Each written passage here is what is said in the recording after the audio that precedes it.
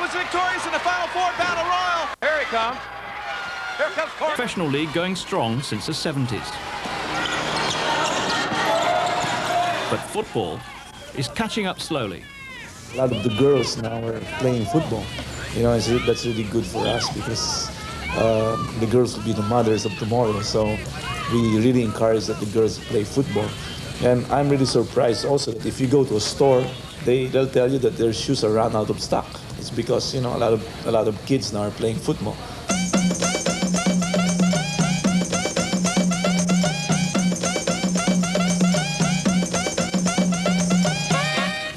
It's 6 o'clock on Sunday morning and the training area at the local university is filled with about 200 boys and girls of many ages.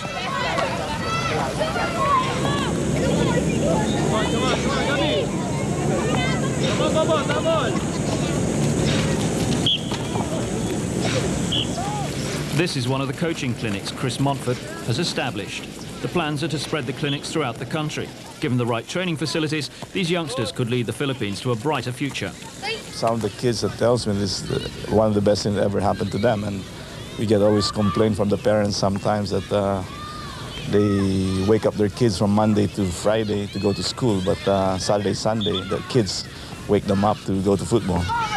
There's no doubt about the kids' motivation. They all have idols, not necessarily from the Philippines. My idol is Pele. My idol is Mario. My favorite player is Klinsmann and all the other players. That's all.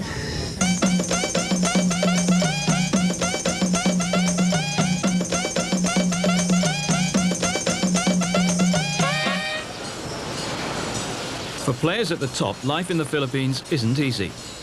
Maximo Abad is a lawyer by profession, but is also a member of the national team. While he was studying for his degree, he had to give up playing completely. And even now, combining the two is almost impossible. Whilst in the national team, you know, we have training every day, sometimes twice a day, morning and evening. As a lawyer, I've got some hearings at 8:30 in the morning. You know, practice would start at 6, we'd finish at 9. So there's really, you know, a conflict there. There are a couple of times I'd come to court late. The judge would tell me, Attorney Abad, you're late again. You know, I don't tell him I came from football practice. That's no excuse. I just tell him, you know, traffic, you know, some other excuse. Maximo and all the country's leading players are currently preparing with the national team for the futsal, the Indoor World Championship. The Philippines have to beat Malaysia, Indonesia and Brunei in order to qualify for the finals in Spain in November.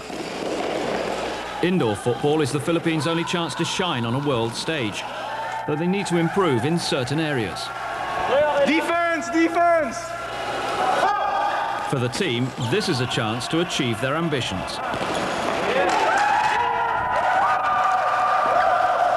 Hopes are very high for the futsal because this type of game is very familiar with Filipinos because we're very short.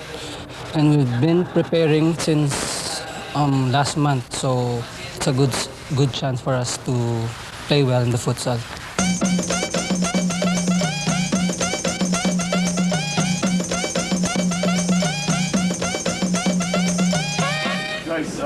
Back outdoors, it's match day. Playing against Army today, and Chris Monfort is briefing his team. Although the pitch is waterlogged, the players' spirits aren't dampened. That's what they expect at this time of year. the field is a little bit soggy. I know we were not able to practice the last few days. We can't use the field. Even the crowd was surprised about the decision to go ahead with the game. Chris Monfort may not be the only general secretary in the world to coach a team and to play, but he's certainly the only one who earns his living as a basketball coach.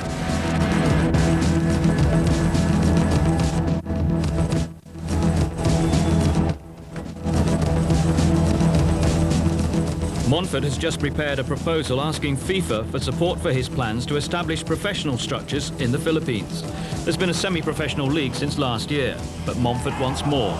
He dreams of a professional league by the end of the century and of one day seeing the Philippines reach a World Cup finals. But before that, the islands will have to overcome a few more unsavoury conditions and natural hazards.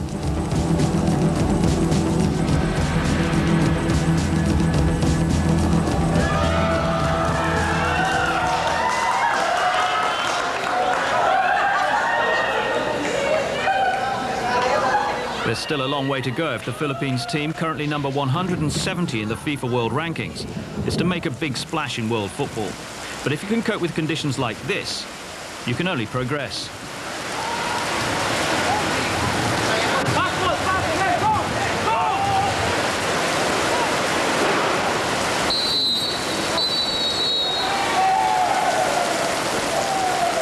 I hardly see the ball.